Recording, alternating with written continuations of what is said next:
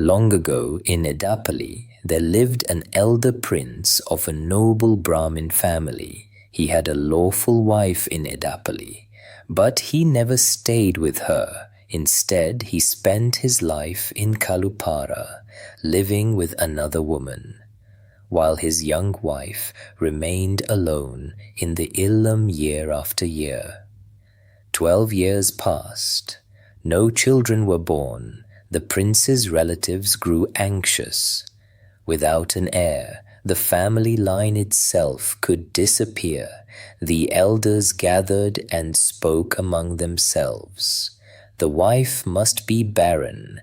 There is no other explanation. The prince must marry again. At first, the prince ignored them, but the pressure continued. Finally, he said, "I can only marry again if my first wife agrees." The relatives were relieved. They believed the matter was almost settled. Messengers were sent to Edapally. The prince's wife listened quietly.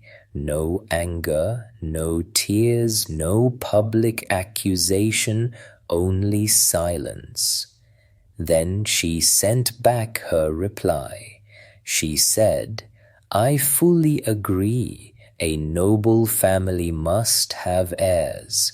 The second marriage should certainly happen." The elders were pleased, but her message continued. Only one thing must be checked carefully. The horoscopes must be matched properly. The new marriage should allow the prince to continue staying in Kalupara, while the child is somehow born here in Edapally. The room fell silent. Everyone understood. For 12 years, the prince had abandoned his lawful wife completely, and yet they had blamed her for not bearing children.